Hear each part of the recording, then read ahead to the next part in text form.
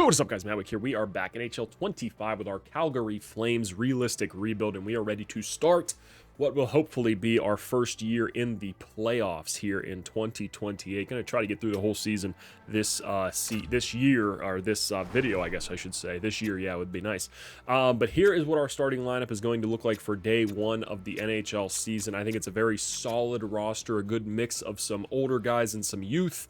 Sharangovich and Zari have been here the whole time. Tyler Hood, our second overall pick in 2026, has been developing very nicely. He's got a hell of a shot, great physicals for someone who is a 5'11 sniper, and great skating as well. Offensive and defensive awareness, can't complain there. Even his defense and his face-offs are really good compared to some other guys like a Jonathan Huberdeau, who definitely has some deficiencies there in the defensive category and in the physical category. So we'll see what we want to do with him. Cole Rezhny, we're going to see what he can do up on that second line. We do have Ross Colton, our big free agent signing last year, to play that third line center role and also be our top penalty killer with Lawson, Kraus, Hanzik, and Sakura down there. So we have a nice mix on offense right now. Hopefully a big season for Joe Aginla is in the books as well. Matt Coronado, Huberdeau, and Kraus on this left side. You might remember I was asking in the last video, what should we do with them? Like I said, I'm going to start them to start the season, and then as the season goes on, I'm going to rotate in our three guys that we have scratched. Basha's probably going to be someone I look to move on from at some point, just because I have guys down in the AHL who can definitely take that spot. Fred Connor, someone I really want to succeed, medium elite, 79 overall, a first-round pick for us as well. And then Philip Zidlicki, fourth-round pick, two-way forward, low elite, 78 overall, has some good, well-rounded stats. I'd like to see that shooting and skating come up, but if he's going to be a fourth-line left winger, not going to be the end of the world for me there. On defense, we look very solid, but we do have a big question mark that we're going to have to solve at some point during this season or next season. So Harley, obviously, he's a beast, 91 overall. Uyghur, Perek, Brustowicz, Bolduc, and our top pick, Scott Ellis, who is in 2027, our 2 years ago, first-round pick. So they are developing nicely. But like I said, our big question mark that we're going to have is going to be what we do with this for our defensive group. Who's going to be the one that moves out? Bolduc is obviously that defensive defenseman that we want to have in the lineup to balance kind of everything out with our offensive capabilities that we have here. So I think maybe this season we'll see how things go. If we're really tearing it up and look like a great team, I'll probably keep him on the roster and then move some guys around and see if maybe just play the other guy that I'm talking about. I'll show you in a second, in a couple games just to get him some NHL experience. But in the AHL, we do have our boy Charlie Marks, left D, 6'3", 21 years of age. He's 78 overall. He is a medium elite third-round pick that we had there in 2025. Look at those puck skills. Even the shot for a defenseman is insane. I mean, the skating is decent. Physical is a little disappointing, but he is an offensive defenseman, but he's only 6'3". So like I said, with Tyler Hood developing that physicality, interesting to see that Charlie Marks here is not, but he is definitely someone I want to see get in the NHL lineup sooner rather than later. Rest of the offense, we do have Boganecki, our first-round pick from last year in the AHL, just to start the season, because I don't feel comfortable playing him on those second or third line roles at this point. We'll see what happens, but we have other guys ahead of him. But like I said, that's why I'm more interested in getting rid of Battaglia, or not Battaglia, not that guy, Basha, other B name. Another guy to keep an eye on down here is Mason Christie. Don't know if I showed him, medium elite as well, another third-round pick. So our third-round picks are hitting big and they're developing nicely. So he's another guy that I'd like to see in the NHL. But Zidlicki had the better stats at the moment, so I decided to let him get the first shot, although I love the physicality here from Christie. The other guy that I really want everybody to keep an eye on is our boy here, Brooks Rogowski, 6'6", 248. He is 74 overall, medium, top 9. Insane puck skills for how big this guy is. Pretty much the only thing he does really well. He has good offensive awareness, which is surprising because he is a two-way forward, former first-round pick, as you can see there, 27th overall. But the skating isn't bad. Physicality, which is he's more like maybe a Nick Bjugstad type guy, just a little bit fatter. Maybe a Zion Williamson mixed with Nick Bjugstad, which I don't know if that's the best thing in the world, but I guess it is what we have to live with. In terms of the NHL goaltending, we are probably set forever. Jack Ivankovic and Gabriel Daig, both 88 overall, both only 21 years of age.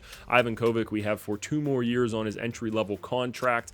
Daig, he has 1 more year on the entry level, and then we did extend him out, I believe, for 7 or 8 years. So we will have him locked up. No clauses for a long time, or for at all throughout the contract. So we will be able to move on from him if we so choose, because in the AHL we also have Israel Cahill, 6'3", 20 years of age, 79 overall. So he looks like a guy who could be in a very solid, at least backup. I mean, probably going to be backup with the 2 guys that we have on the NHL roster at this point, but we have him locked up for 3 more years, so it's not like we have to do anything crazy at this point. We can just hope for success for our NHL and AHL teams for hopefully years to come. But let's get into it. Let me get a couple months into the sim. We still have our head coach that we finished the season with last year, Isaiah Redmond, who took us to that 15-5-1 record. So we're going to see if he can continue the success with the team here. Let me get 2 months in, and I'll bring you guys back, and hopefully it is a good update. And we're still cursed. As you can see there, 14-19-1, and it was much worse than that. We started the season off terribly. We are 3 months in right now, just because I wanted to give it 1 more month to see if we can fix things up, because it was so bad there for a little while. So you can see the start of the season went absolutely terrible. We only won 1 game in the start. I think we went 1-6 at 1-6-1 at one point. And as you can see there, very few W's on the list. This is whenever I changed up the lines to what they currently are. So you can see we went on a bit of a win streak there. Then we lost 3 in a row. Then we started picking up some more wins. Then we lost 2 in a row. Then we won 2 in a row. And then we lost 1. Okay, so we're starting to figure it out. So let me show you the lines that I switched it up to while I was playing Evil Scientist over here. And there are some shocking things in the lineup to see. So Ross Colton has worked his way up to the first line. He hasn't been playing too bad. +5. He's got, 20 points there on the season. Owen Tippett, 9 goals, 11 assists. We'd like to see a little bit more out of him. Sharon Govich, a -10. He was worse before that, so he's starting to work it back down. The biggest surprise, I would say the second biggest surprise, maybe even the third biggest surprise right now, Adam Sikora. He's someone who's played fantastic. He was playing on the 4th line. He was playing really well. Then we moved him up to the 3rd line, still playing really well. And now he's on the 2nd line, and he's still been able to keep that +-, which is something that we want to keep an eye on. And especially on this line, he doesn't really need to be doing a whole lot. So Cole Rezhny, 17 assists. You'll see why in a second, but a -8. So we really want him to work that up. And then Tyler Hood finally started scoring, but he's a -14. So all he does is score. So 21 goals for him. He's started picking it up big time since Sikora and Rezhny ended up on his line. Fred Connor, we've been rotating him in. 9 games played so far, 4 goals, 2 assists, and a +2. So he's probably going to stay in the lineup for a little bit longer to see what he can do, get him up to that maybe 15 game mark and see where he's at. Jonathan Huberdeau, we actually have as center right now. He's got 70 overall faceoffs. He's at the age where maybe he can get it done. Maybe he can do it. He's probably never played center in his life, but he is going to at the age of 35 just for right now. He's got 15 assists. He was playing on the 4th line before this because we did slot him around a little bit. Lawson Krause, we do have moved up there as well because he has become a +- god, which we need right now because the team has been struggling. Philip Zidlicky's gotten himself a good amount of games, 22 games played, +6, so I will take that. Honzik, not doing terrible. We'd like to see a little bit more production for sure out of him. And then Joe Aginla, he's been in and out of the lineup as well. -5 right now, only 4 goals. He was playing on that 3rd line. It's kind of where he's stuck with Tippett and Hood there right now, and just not getting it done down there. So we're moving him down just for a little bit to see what happens. Maybe get him some more time. If we do want to, we'll move him back up to that. I'll move him back up to that the 3rd line with him, Huberdeau, and Connor to see what can get done. And then I would say the biggest surprise in this right now is Charlie Marks is up in the NHL and Shane Ellis is scratched at the moment, and I'll show you why. So Thomas Harley having himself a fantastic season, 2 goals, 25 assists. Cannot complain about him. He is a mainstay. Mackenzie Weegar not playing bad either. Charlie Marks, 78 overall, medium elite, 21 years of age. He was playing great down in the AHL, so I decided to call him up, give him a shot. I'll show you why here in a second. So 2 goals, 9 assists for him. Zane Parek, he's also doing pretty well. Samuel Bolduc, this is another surprise, but in a negative way. I think he was -17 at one point for us. That's the first time I've really ever seen him as a minus, so I don't know what was going on, but I think it had something to do with Shane Ellis. I'll show you who I have scratched right now. Coronado and Zari I have scratched as well because he really wasn't doing anything for me, playing on those top lines. He was playing first line pretty much the entire season, and that's all he was able to do. So disappointing for him. Maybe someone we move on from. Coronado, I've been working him and Ginla and Connor in and out of the lineup, and I mean, I'm not really seeing a ton from Coronado right now, especially since he's a guy on the trade block. It's definitely something I'm keeping an eye on. But Scott Ellis, 3 assists in 18 games, -9. So he has been a bit of a disappointment, and he's been playing with Samuel Bolduc. Now, he is only 19 years of age, so I'm not going to give up on him just yet, obviously.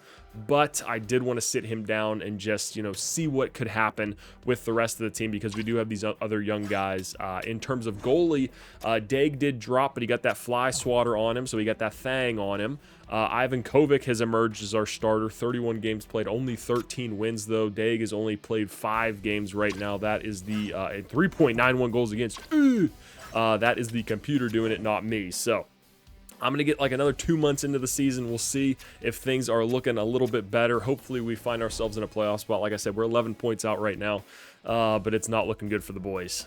All right, here we sit right before the trade deadline. I'm going to make some moves after this. We are 28, 29, and 3, which is disappointing because we were 5 points out right before that back-to-back. You see there against Anaheim and St. Louis before we got stomped in both games. But I just don't get this team because we play so good for stretches and then we play so bad for stretches. I mean, like, look at this month that we had.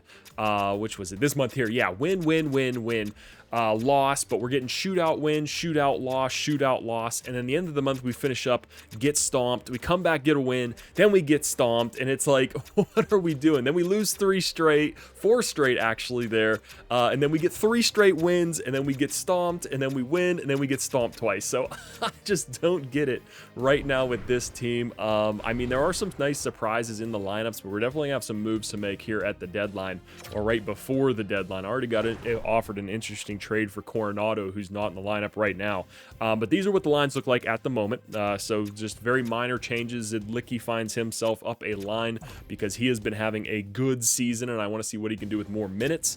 Huberdeau playing solid down there at third line center. I mean, I'm not going to complain about that. Lawson Krause having himself still a good season. He's getting off the ice right before the goals are scored. Fred Connor, we'd like to see more out of him. Only 9 goals from a guy who put up a ton of goals down in the AHL last year, 44. So we were expecting a lot more out of him, even though he is only 79 overall. And then Joe Ginla's probably been the biggest disappointment so far this season. 5 goals, 10 assists, -10. I bounced him around between the third and fourth lines, and he's still not able to figure out anything. I tried moving him up to the third line, replacing Lawson Krause for a little bit, and then as you saw, we lose like 2 or 3 straight, and I'm like, yeah, I'm not doing that anymore. First line, Sharon Govich having himself a great season, so I'm not interested in trading him at the moment because he's putting up a ton of points, 62 points in 60 games, so he's definitely someone I want to hang on to. Ross Colton, he might need to get an extension. He's got 2 years, but next year we might have to sign him back for more. I didn't think I was getting a first line center whenever I signed him in the offseason, but that is what he has turned out to be so far. Owen Tippett, solid enough. Adam Sikora, unreal, 20 goals at 81 overall, so good trade looking like for this guy here. Cole Rezhny, -15, which is disappointing, but he's young, so I guess you kind of expect it. Tyler Hood's putting up good numbers, 32 goals, 18 assists, but a -17, so that kind of scares me away from putting him and Rezhny and Sikora up there on that first line and just switching things up a little bit. But I might give it a shot here for a couple games, and I already showed there. Big surprise, Thomas Harley has discovered his superstar ability, no contest. And if you look at his other superstar abilities there that he has, the elite edges, the wheels, heat seeker, truculence, and stick 'em up. So he has turned into a very solid defenseman yet again for us. 49 assists for the boy there, so he is maybe looking for a Norris race, but I'm sure, who is it? Cale Makar is out there somewhere lurking in the woods. Charlie Mark's not having himself a bad season. He's been a good contributor so far. Brustowicz, we just slotted him up into this position. Bolduc working that minus back down, so he's getting there again, and Perek is unfortunately a -4 right now. Our goalies Goals against average is terrible. It's so bad. I'm going to just chalk it up to them being young, and then let's just hope for better. Right now we have Scratch. We have Scott Ellis, who I tried to put in for a couple more games. As you can see there, he scored a goal. That was it, -10. So it's we're just going to sit and wait with him. Maybe see if we can send him down to the AHL, play a couple games down there, because yeah, we just can't put him in this NHL lineup right now with us wanting to try to compete for a playoff spot at the moment. If we get knocked out or get too far behind, I still think we have a chance, being 7 points down. Connor Zary, he's a guy, tried to put him back in the lineup for a little bit, didn't do anything, got more minus, so he stinks. And Matt Coronado, I just don't want to play him over our young guys. So I think Matt Coronado and Connor Zary, definitely two guys we're going to trade at this point before the free agency period, or for the before the trade deadline, and then see where we go from there. TV settings are popping up right now. AHL, show you guys kind of what's going on down here. Boganecki having himself a phenomenal season. Or is that's EA? Get that out of there. Colby Barlow having decent season. Poirier having a good season. Battaglia, would like to see more out of him a little bit. 57 penalty minutes for Ryder Ritchie. How's our boy down here doing? Brooks Rogowski, 21 assists. Meh, you'd like to see better. Mason Christie, come on. Is he going to be another one of these guys who's just a minus machine? Maybe I could try him on the fourth line, but look at those awarenesses. They are terrible, so I don't feel comfortable with that just yet. 72 penalty minutes for the boy. And then anybody else tearing it up? No. What about defense? Let's just take a quick peek. Bycheck not playing bad. Crombeen, Henry Muse, maybe a guy that we could look to call up at some point, or maybe trade him away. Only 74 overall right now, and then nothing else there. What about Cahill and net? 80 overall, 244 goals against average, and then Johnson sucks. So, like I said, I think we're gonna go ahead and do the trades with Zary and Coronado. Let me see what I can find around the league. I want to fill out that fourth line. Probably replace Connor and send him down. He doesn't have to go through waivers, so let me look through and see what I can find.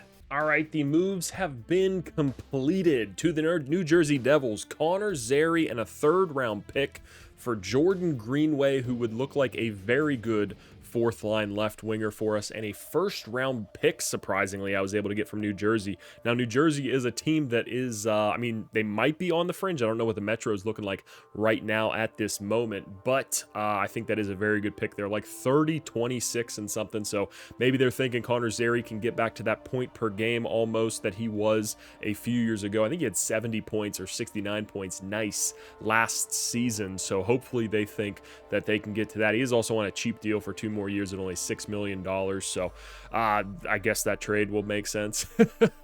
The next one we went for, Matt Coronado, a 4th and a 7th to Vancouver for Scott Lawton, who has 1 year left on a $4 million deal. He is a center. He has very good face-off stats and a second-round pick there. So pretty much we swapped out Coronado, who wasn't playing for us, for a guy that we might be able to put in on that fourth-line role. Maybe sub out Honzik for a couple games and see, even though he's not doing too bad. And we picked up a higher pick in I guess transition, swap for it. I don't know really what the word I'm looking for there. But I think those trades will be it. We don't have any more business that we want to do. We want to hold on to our young guys to see kind of what they can get done. Let me edit the lines and see what we're going to be looking like going into after the trade deadline. All right, so these are going to be the lines we're rocking with for the end of the season, or towards the end of the season here. So first line, no changes. Second line, no changes. Zidlicki, like I said before, moves up to that third line role. Greenway and Lawton slot in there. Fred Connor sent down to the AHL so he can get some games in. He did not have to clear waivers, so that was the big thing behind that move. Hopefully Greenway and Lawton can open up some space for Joe Aginla to start getting himself some confidence. And then the defense looks the same, so let's get into it, get to the end of the season, and see if we make it into the playoffs. Here we go down the stretch. We are fighting for a playoff spot. This is just where we want to be. We are starting to pick it up here. Look, after the trade deadline, we played pretty well, I will say. I mean, we did have a couple stumbles back-to-back there against San Jose and Seattle, but we did pull off 3 wins in a row there, and then 3 wins in a row there, and then a big shootout win against Nashville there before the end of the month. And we are currently 4 points out of a playoff spot. 2 games in hand over the Canucks, 3 games in hand over the Golden Knights, and then we are 5 points out of that second wild card. So we have games in hand, but we need to take advantage of them. Let's go, boys. Stick with me here through these last 10 games of the season. Please, God, we need a big win against Chicago there. Please. Oh, 7-4 loss. Fuck! And how much does that put us out now? Oh my god, that pretty much puts the season away almost. Let's see, we got 2 games here. We need a big back-to-back W. Utah and Winnipeg, tough stretch. Come on, boys. OT win, huge. Okay, and then the loss. Fucking come on. We're floundering out a little bit here. We can pick it up, though. We still have games in hand to get to that 3rd spot over the Golden Knights. No games against them down the stretch here. Let's see, Philadelphia. They're a weak team. We should be able to handle them. Come on, boys. Put some goals up. Hood, 6-4. Big win there. Oh, 5 points out still. We need a big win against Colorado here, who is a juggernaut. 5-1 loss. And we pretty much caught them in games. We got 2 games in hand now, so let's go. Big back-to-back here. Nashville and Vancouver, 2 playoff teams. Vancouver's above us, so let's actually do the Nashville game first and see, can we get a big win there? Yes, we can. 5-3. We're still chomping away. We got 2 games in hand, and we're 4 points out. We need to swing those games, boys. Big one against Vancouver here. This would be huge if we can get the win. This is a 4-point game. Come on, divisional rivalry.